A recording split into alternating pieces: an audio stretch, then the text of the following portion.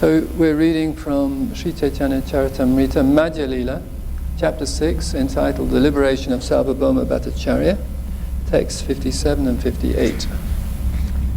I'll recite text 57 on my own.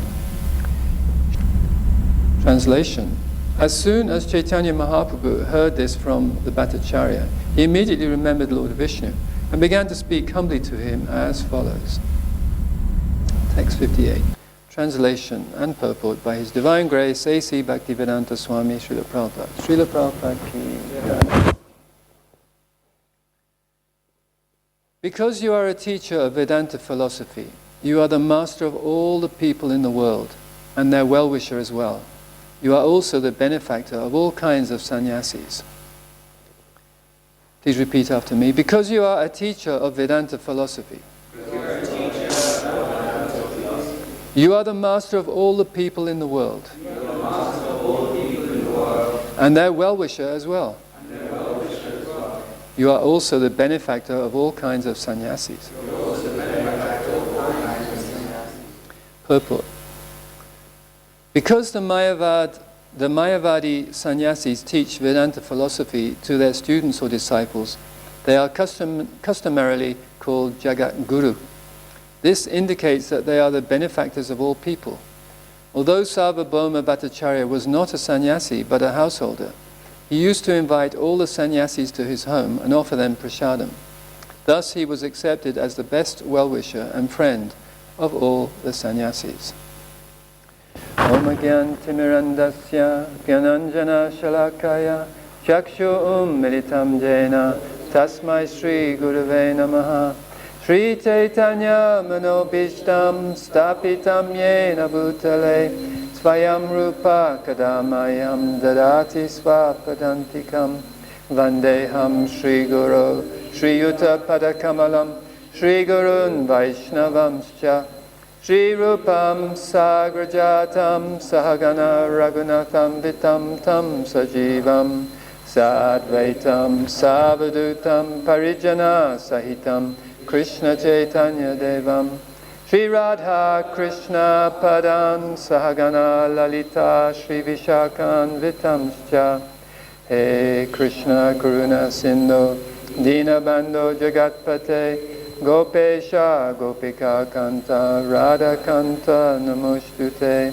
Tapta Kanchana Gaurangi Radhe Vrindavaneshwari Rishabhanu Sute Devi Pranamami Hari Priye Vancha Kalpa Turubhyascha Kripa Sindhu Bhyevacha Patitanam Pavanebhyo Vaishnavebhyo Namo Namaha Sri Krishna Chaitanya Prabhu Nityananda Sri Advaita Gadadhara Sri Vasari Gaura Bhakta Vrinda Hare Krishna Krishna Krishna Hare Hare Hare Rama Rama Rama Hare Hare.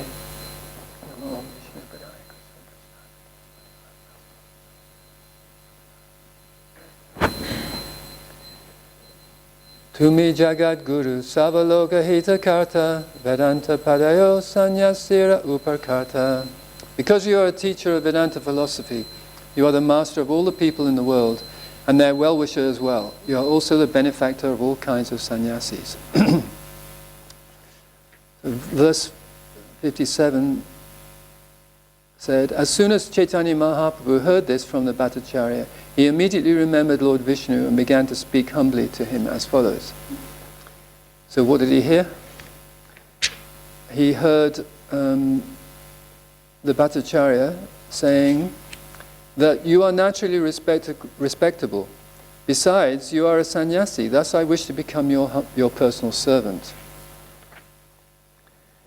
So, hearing this, Chaitanya Mahaprabhu immediately remembered Lord Vishnu because he was in the mood of a devotee. So therefore he was thinking, I'm just a servant. Actually, I'm not the master of anybody. So he's... and so then he began to speak humbly to Sarvabhauma Bhattacharya as follows. Because you're a teacher of Vedanta philosophy, you are the master of all people in the world and their well-wisher as well. You're also the benefactor of all kinds of sannyasis. So, a teacher of Vedanta philosophy is very respectable, to be honored. Of course, Vedanta Sutras written by Vedavyas, who's an incarnation of Krishna. And ultimately this is the Vyasa-san. So he's actually the speaker. He's the teacher of Vedanta philosophy. But of course, in our time, Srila Prabhupada is the greatest exponent, Bhakti Vedanta, of Vedanta philosophy.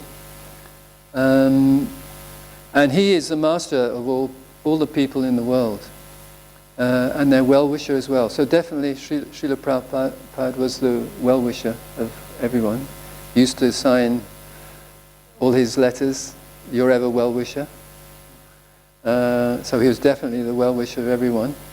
He proved that in so many ways, just by leaving home, leaving Vrindavan, to travel the world so many times.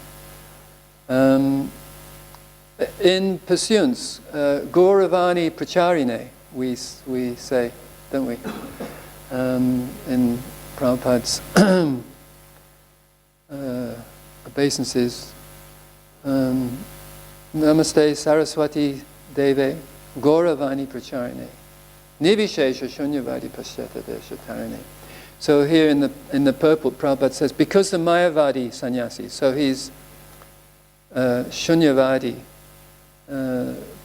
saving us from Mayavad philosophy, saving the whole world from Mayavad philosophy, through teaching actually Vedanta philosophy, or Bhakti Vedanta philosophy. So he is actually says, these Mayavadi sannyasis, they are customarily called Jagat Guru. But actually, who is the Jagat Guru? It's Srila Prabhupada is the Jagat Guru for, well, I presume for the next 10,000 years. The Golden Age, which he's done so much to inaugurate. Well, of course, it was inaugurated by Lord Chaitanya Mahaprabhu, but Prabhupada has actually spread it throughout the world. So this indicates that they are the benefactors of all people. So sannyasis, their whole purpose is really just to be the benefactor of all people. Just like Lord Chaitanya Mahaprabhu, he was the greatest benefactor, the most munificent incarnation of the Lord, because he's carrying the all-merciful nature of Srimati Radharani.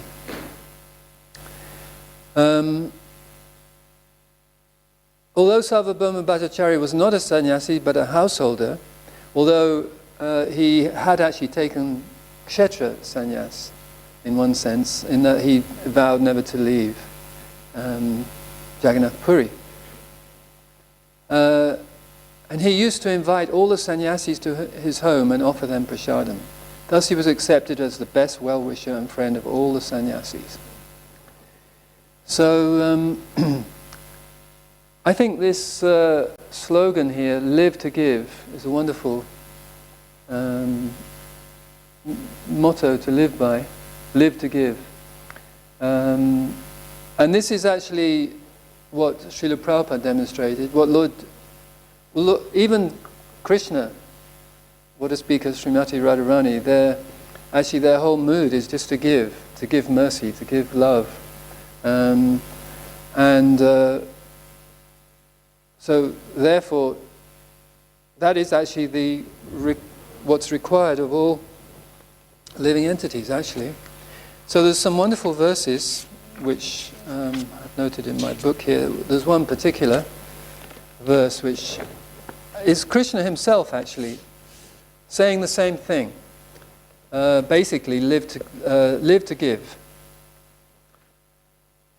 It's from the 10th canto, and when in the 22nd chapter of the Srimad Bhagavatam, I don't know if anybody knows what that chapter's about, but it's mostly about Krishna stealing the clothes of the young gopis. Of course, they were doing the Katyayani Vrata, and that's actually going on now. So somewhere, or presumably in Vrindavan, the young gopis are actually doing the Katyayani Vrata at the moment, in order to get Krishna as their husband. And Krishna fulfilled that desire. But after that, it became very hot. And after Krishna had rejoined all the rest of his Gopa friends, it became very hot. And then they saw some trees. And of course there's trees everywhere in Vrindavan. So they decided to take shelter under the trees from the hot sun. And and Krishna started saying, look at these trees, aren't they so merciful, so kind? They're providing everything for everybody else and just enduring all the elements. Everything that the tree possesses, it gives. Its wood, its bark, its leaves, its fruits, its twigs, and just giving completely. So in that mood, Krishna spoke this verse. Itavajamma sapalyam dehinamiha dehishu pranayata diya vacha shreya acharanam sada. It is the duty of every living being to perform welfare activities for the benefit of others with his life, wealth, intelligence and words. So this is completely contrary to what modern society is advocating. Modern society is saying that actually your duty is just to be happy. But Krishna says, no, actually the duty of every living being is to perform welfare activities. What with? 4 things. What are those 4 things? Do you remember what it is? What? With, pranaya, which means his life, or his life's energy. Prana means energy. So with your life, and next, artaya, with your wealth. So if you have any wealth, you should use it for the benefit, for the welfare of others. Anything else? What was the third one? Pranaya, artaya, diya, vacha. Diya means intelligence. So we have to use our intelligence to benefit others. And vacha, words. So it is a duty, Krishna says, of every living being to perform welfare activities for the benefit of others with his life, wealth, intelligence, and words. And this is Krishna speaking to his cowherd boyfriends. So that verse basically is giving the same meaning as this: live to give. This is actually our purpose in life, just to benefit others. And in that mood, there's another very wonderful verse. And if you've read, I've got too many verses in this notebook. Let me see.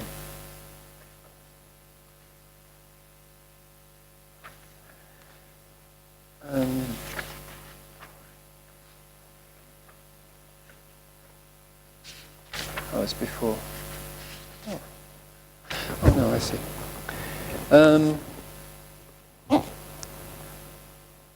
So in the 6th canto of the Srimad Bhagavatam, there's a very wonderful episode explained to us. And it's where Indra, he's been defeated by the demons. And as usual, Indra, he goes to Lord Brahma and asks for help, and then Lord Brahma goes to the Lord. And he says, he's told by Lord Vishnu, actually, the way to defeat the demons is that you get the bones of Dadichi. Now, Dadichi is a living person. So this is quite something. So Indra and the demigods, they go to see Dadichi Muni, who's a great sage, and he's doing his austerities, and they straight out ask him, "We need your bones." If you were asked that, you would be a little bit surprised, wouldn't you? So, at first, Dadichi Muni, he jokes with them a little bit. He says, "Why should I give you my bones? You know, I mean, that's giving you my life." Anyway, he jokes with them. But then eventually, he agrees with this verse. Actually, I'll just read the English. Well, actually, I'm going to read one or two of the verses before that, because they're also in the same mood. Dadichi says, "O demigods, one who has no compassion for humanity in its suffering and does not sacrifice his impermanent body for the higher cause of religious principles or eternal glory is certainly pitied even by the immovable beings." Maybe the trees, they're immovable. So that compassion, he's saying, if you don't have compassion for humanity in its suffering, and you are not prepared to sacrifice your body, because it's impermanent anyway, you're going to lose it anyway. Krishna says the same thing in the 2nd chapter of the Bhagavad Gita, doesn't he? He says, the body's going to die anyway, but the soul's eternal, so do what's beneficial for the soul, not just for the body. Or eternal glory, if he doesn't sacrifice for eternal glory, is certainly pitied even by the immovable beings. And the immovable beings are the most pitiable, actually, because it's such a suffering condition. You can't move. You just have to endure, like those trees, you just have to endure the heat and the cold, the rain and the snow and the hail, everything. So if we don't have compassion for suffering humanity, we're even pitied by the immovable beings. Then Dadichi says, if one is unhappy to see the distress of other living beings and happy to see their happiness, his religious principles are appreciated as imperishable by exalted persons who are considered pious and benevolent. So that's what Srila Prabhupada, he was very unhappy to see the distress of other living beings. I remember Moksha Lakshmi Mataji giving on Prabhupada's, either his appearance or disappearance day, giving her offering to Srila Prabhupada and explaining how, you may have heard her say this on other occasions, how she was actually, somehow or other, she was in a car with Srila Prabhupada going up Oxford Street. And she saw Srila Prabhupada crying, tears coming down his face. And she asked Prabhupada, what's wrong? Have we done something wrong or we've not? And he just gestured to all the people on Oxford Street. That's why he was crying, because everybody just rushing about on Oxford Street, actually they're suffering humanity. So that's compassion. So Prabhupada was unhappy to see the distress of other living beings. And of course, happy to see their happiness. So such a person who is like that, his religious principles are appreciated as imperishable by exalted persons who are considered pious and benevolent.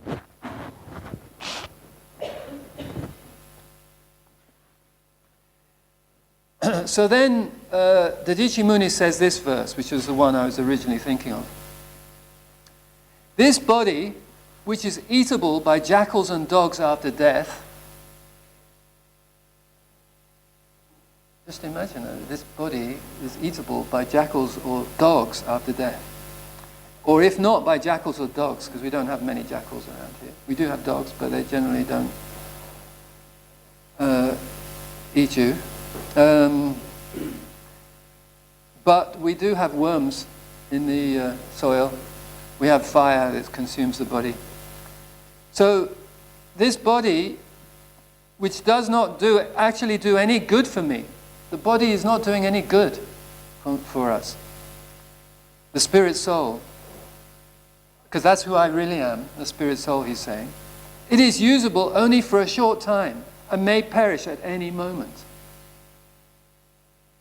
The body and its possessions, its riches and relatives, must all be engaged for the benefit of others, or else they will be sources of tribulation and misery. So, and then in the purport to this verse, Srila Prabhupada quotes this verse, Etavas Janma Sapal Yam, which I already quoted to you.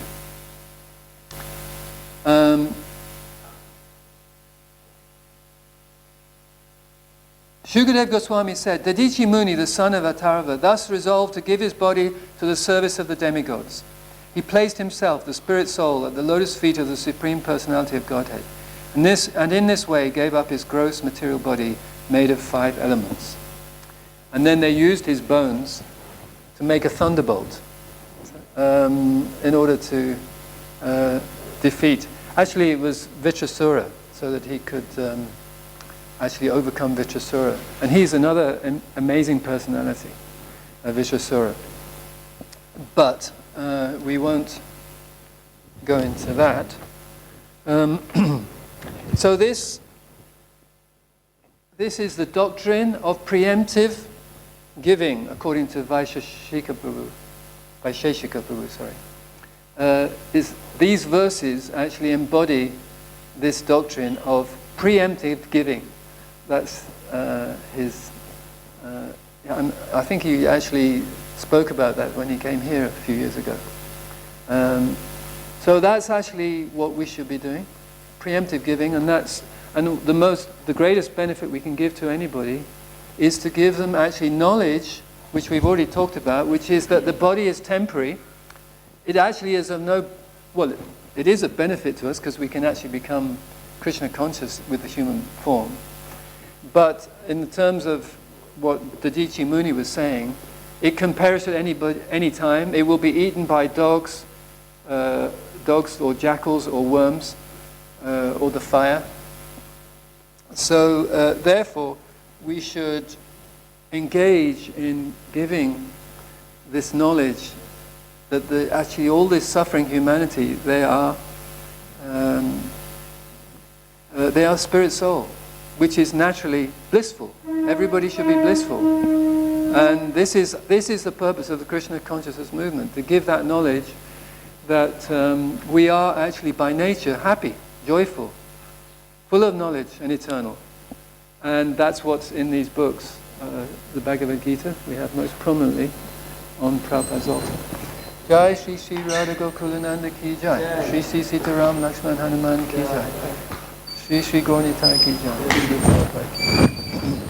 So, in that mood, I thought it would be nice to read something about how book distribution first started. And actually, it started first with Srila Prabhupada. So, in Lilamrita, the last volume, volume 6, Uniting Two Worlds, but the first chapter is entitled Please Distribute Books. So I'll just read how Srila Prabhupada actually started it off. And this was in San Francisco, July the 5th, 1970. Satsvarupa Goswami Maharaj, he writes, Srila Prabhupada was attending the 1970 Rath Yatra in San Francisco. The day was cold and windy, and about 10,000 people had joined Lord Jagannath's procession through Golden Gate Park. Srila Prabhupada danced in the street with thousands of participants during the parade, addressed a large crowd in an auditorium by the beach, and looked on as his disciples had distributed a free vegetarian prasadam feast to thousands. But when a devotee arrived with half a dozen advanced copies of Volume 1 of Krishna, the Supreme Personality of Godhead, Srila Prabhupada appeared especially pleased. Surrounded by devotees and curious festival goers, Srila Prabhupada held one of the books, admiring the front cover with its full-color picture of Radha and Krishna. The volume was big, almost 7.5 by 10.5 inches, and its dust jacket shone, silver with large bright red letters, Krishna.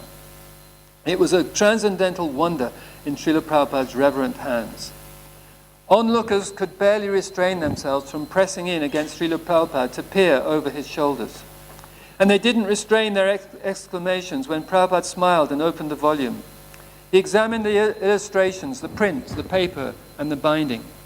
"Very nice," he said. He fixed his attention on a page, reading. Then he looked up and announced that this greatly valuable book, Krishna, had just arrived and that everyone should read it. Holding one book in his hand, with the other copies stacked before him, he said that anyone who so desired should come forward and buy a copy. People began clamoring, and hands with $10 bills thrust forward, while voices cried out, begging for a copy. And Prabhupada promptly sold every book, not even keeping one for himself.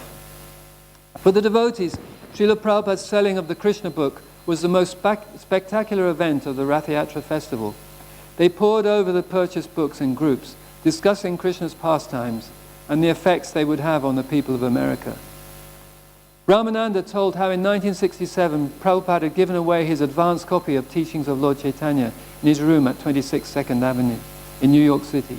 Just before that book had arrived, Srila Prabhupada had been sitting and talking with Satyavrata, a disciple who had previously stopped coming to the temple due to petty quarreling with his godbrothers. When the copy of Teachings of Lord Chaitanya had arrived, Srila Prabhupada had lovingly inspected it and then offered it to Satyavrata as a gift. Brahmananda had been astounded to see Srila Prabhupada give away his only copy of the book. Having helped publish the book, Brahmananda knew how painstakingly Prabhupada had written it and how he had anxiously waited 1 year for the book to finally see print. Yet once it had arrived, he had immediately given it away to a disciple who was not even in good standing. Satyavrata had taken the book, thanked Srila Prabhupada and left, never to be seen again. Although Srila Prabhupada wanted his disciples to be as eager to distribute Krishna conscious literature as he was, none of them knew how to do it. Distributing a magazine and asking for a small donation was one thing, but a big hardbound book? When the entire shipment of Teachings of Lord Chaitanya had arrived in New York in April of 1967, the devotees had hired a truck, picked up the books at the dock and unloaded them at 26 2nd Avenue. They had then shipped them to ISKCON centers in Los Angeles, San Francisco, Boston, Montreal, and elsewhere. And there they remained. Some devotees had tried placing ads in magazines and leaving books in bookstores on consignment, but the books didn't sell. How to sell these big hardbound books remained a mystery until something significant happened, an accidental discovery. So that was how Srila Prabhupada inaugurated the distribution of books himself, personally. But then, how did the devotees, because for 3 or 4 years actually, these Teachings of Lord Chaitanya books, they were sitting in temples, undistributed, quite a long time actually, and the devotees were just wondering, how can we possibly distribute these? So one day in 1971, while driving back to the temple after chanting in downtown San Francisco, 2 brahmacharis stopped at a local service station for petrol. When the attendant came to the window for money, one of the devotees showed him a Krishna book. The attendant seemed interested, and the 2 devotees began preaching the glories of Krishna consciousness. When they suggested he take the book as payment for the gas, he agreed. Astonished at what had happened and inspired at their success, the 2 brahmacharis went the next day with several Krishna books and stood in front of a grocery store. And again it happened. This time they sold 2 books. Keshava, the San Francisco temple president, phoned his GBC supervisor and brother, Karandara, in Los Angeles to tell him what had happened. "It's like a miracle," Keshava exclaimed. Karandara encouraged him to experiment further, and soon the San Francisco temple had half a dozen men going from door to door showing the books to people in their homes. When Buddhi Manta began selling as many as 5 books in a day, the devotees in other temples, especially Los Angeles, San Diego and Denver, wanted to follow his example. And whoever tried it and sold a book became caught up in a euphoric excitement.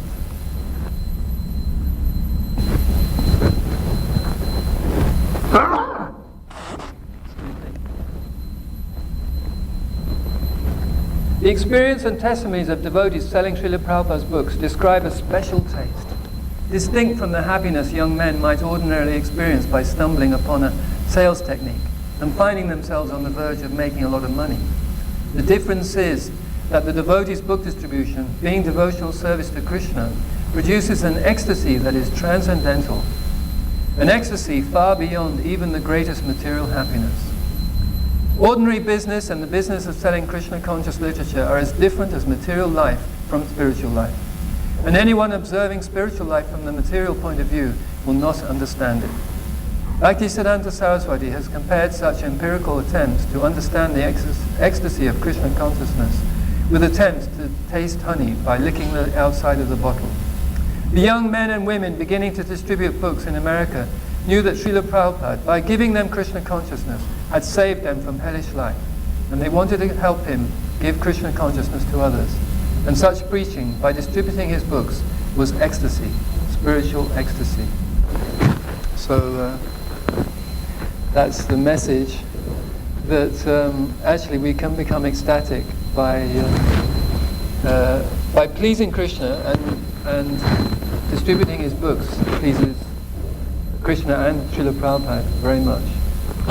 So if you wish, you can, for more inspiration, you can read further on in this chapter of chapter 1 of the final volume of Prabhupada Lila Amrita.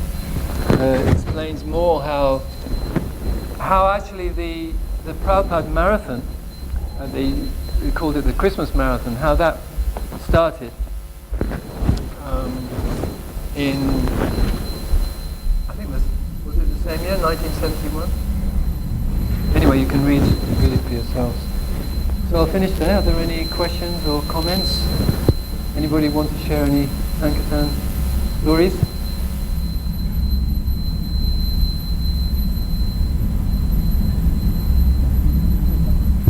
Who here has felt the ecstasy that's described here?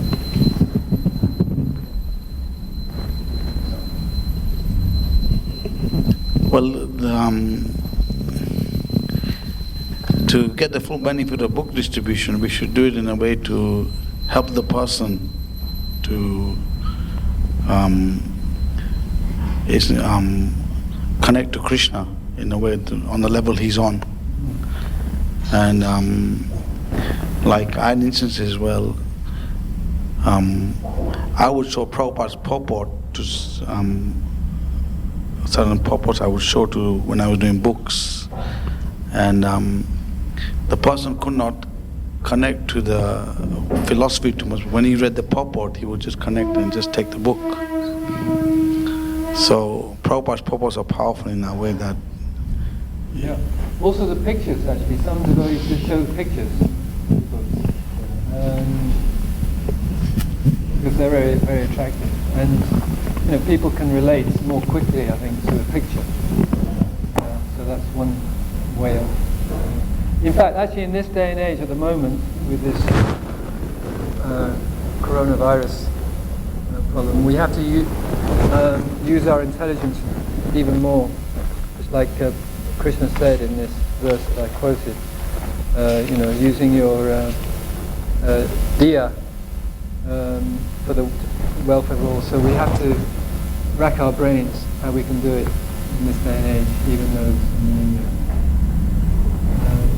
obstacles at the moment of actually going out on the street anyway, or even knocking on doors. Anybody else?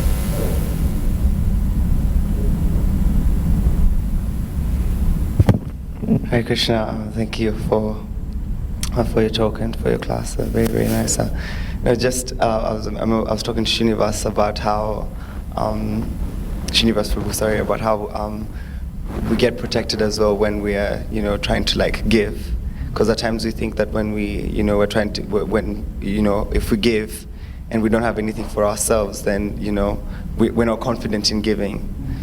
And so I had an instance when I was still in university and I joined the devotees in Canterbury on Sankirtan, and it was during the winter marathon, and the cold is not usually the best place for me anyway, but I went out with them, and it was weird because I didn't eat. I hadn't eaten all day, and I was very much hungry, but the shops, not many shops are open that day. And although it was around the Christmas, just getting towards the Christmas season, we went slightly earlier. All the shops are open, and I was super hungry, so I was going to like different shops, but none of them had anything vegetarian. And for the whole day, I didn't eat anything.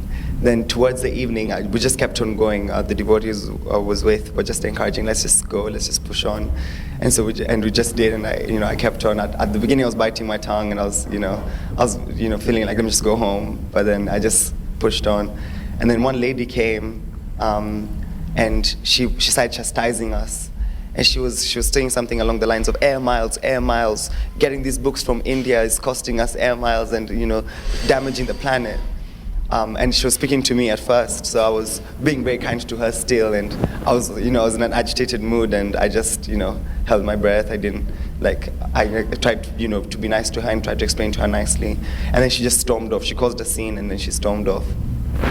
Then the day went on, we just carried on, and towards the end, I was almost fried, and I, in my head, was contemplating even eating a sandwich that had garlic in it, because I saw that was the only thing that was in the shop, and I was super hungry. But then the same lady randomly came back, and she was like, I'm sorry. And then she dropped salted popcorn and a fully vegetarian sandwich, no onions or garlic, over there. And then she just stormed off.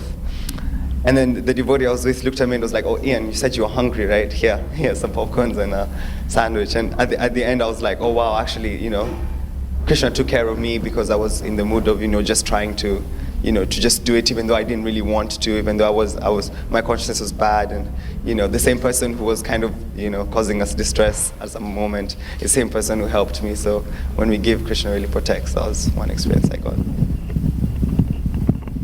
Best day I had on, it was during a Gaura Krishna marathon, and I was driving Jainitai, actually. This is coming from Soho Street, Jainitai and one or two other devotees, and we went to Aldershot. I don't know if you've ever been to Aldershot. It's a military place, lots of Gurkhas. I don't know if they're still there, but at that time anyway, they were. Gurkhas are from Nepal. Somewhere or other they got attached to the British Army, and a lot of them were stationed in Aldershot. And I was driving to go to Aldershot, and the other devotees were sleeping, I think, in the car. And somewhere or other, I just started saying or singing to myself the Guru Vandana. And it really suddenly became very meaningful to me, because I was thinking, I'm not a very good book distributor. And then, so when we got out on the street, I was distributing, I think it was Science of Self-Realization mostly. And all these Gurkhas started coming to me and taking books and giving, because actually they were paid by the British Army, so they had some money. And somehow or other, I managed to distribute about 40 books whilst we were there, which was, for me, really, it's not big for good book distributors, but for me that was amazing. And then we had a Harinam when we got back in the evening, and so I thought, well, just carry on. So a few more books went out then as well. That's nice. Ladies, have you? First of all, you had something to say?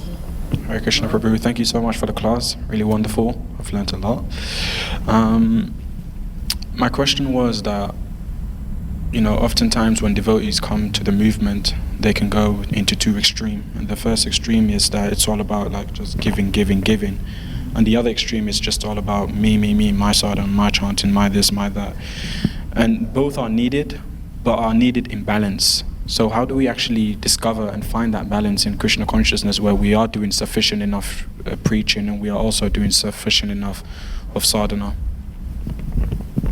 Well, I mean, the point is we have the first 4 or 5 hours of the day is our own personal sadhana, isn't it? And as I think Antaranga Guru was saying yesterday, you know, all the angas of bhakti are within the morning program.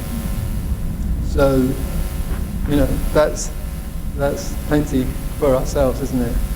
And then, of course, even then, Prabhupada did say, you know, we can read another hour or two, at least, in whatever spare time we have. But, so I think the balance is there naturally, isn't it? It is there, but I think many of us may not be conscious of it, and so therefore we drift to one extreme or the other. Yeah, I mean, the thing is, it's not always easy to go out and meet the public because of the experiences like when some people are inimical.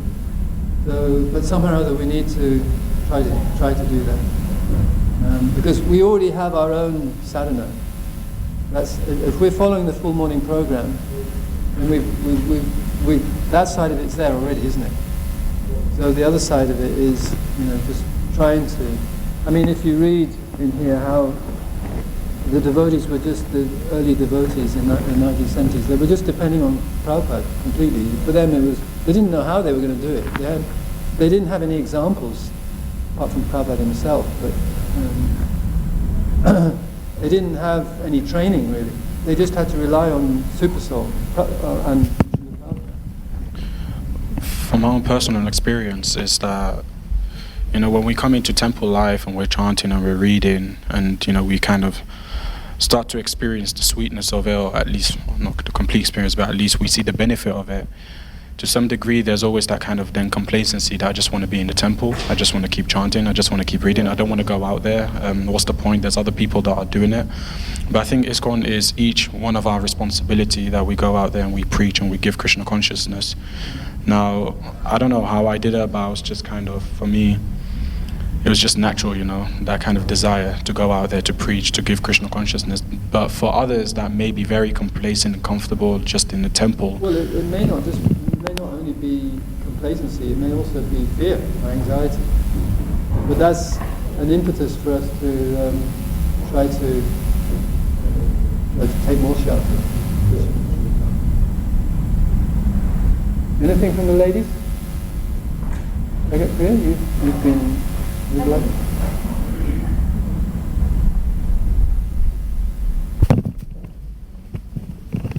I mean, book distribution is always very exciting, an amazing experience, and so we had throughout the years we went with many different ladies. So, but I believe it's very important that you have a good spirit in your group, and that you're looking and caring for each other actually, because as you said, Krishna, when Krishna is pleased, then he will allow you to actually distribute books.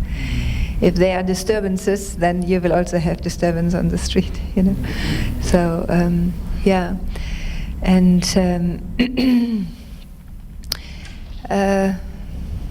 there was another point, and I missed it now. Yeah, anyway, so it's, yeah, it's a shame that we can't go out, no? Because we are so used to just do it on the street. But yeah, as you said, you have to think now of different ways. So I think devotees do now by phone mainly. So let's see, this will probably also work well, you know. Let's see how it goes. And yeah, so you need to have a good spirit. No? If you are in a good mood, then you will be able to bring it over to the other persons also. So so you are strong then, you know. Enthusiasm. Yeah, enthusiasm. Yeah. Our family business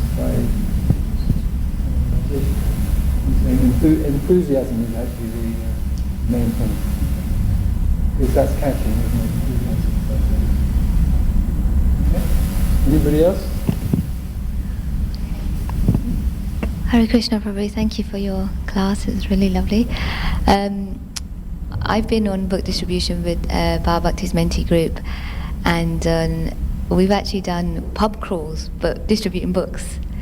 And it was actually quite phenomenal how many books went out at this time of year, going to bars and pubs around London. People were really receptive, giving lots of donation as well as taking books and having some really interesting conversations about the higher taste book. A lot of people are conscious now of diet and the impact of the environment. So every single Prabhupada book that can go out, there's always something that is so relevant to today's culture and what people are discussing right now. So they're still so relevant, and we can have those communications and conversations with those people and public. Thank you. Unless anybody else wants to add to it. Mohani, you want to say something?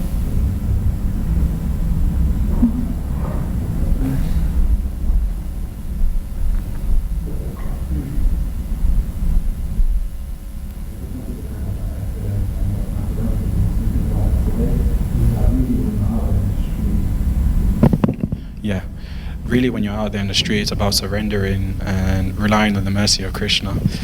And yeah, I was really kind of enjoying what Antaranga was saying yesterday, because it kind of really resonated with me that oftentimes you'll go out there and you'll distribute 20, 30, 40, 50 books, and then suddenly you think you're the one who's in control, and then this kind of pride comes in. It's like, look at me, I'm smashing it, and then the next day it just comes and it's raining and it's just wet, it's cold, and then your feet are cold, and then you're just trying to distribute books and nobody wants to take it, and you're just like, I'm trying the same tricks as yesterday, why is it not working? So yeah, that's what it kind of really taught me. It's just when we're distributing books, it's not about, like, the effort is there, but we're not the one who's really giving that book. It's through Krishna's mercy, and it's only through Krishna's mercy also the people that we are giving those books, they'll accept or won't accept it. You know, so I just wanted to share that too. Okay, we'll finish there. Grantha Sri Chaitanya Charitamrita ki jai. Shri Prabhupada ki jai.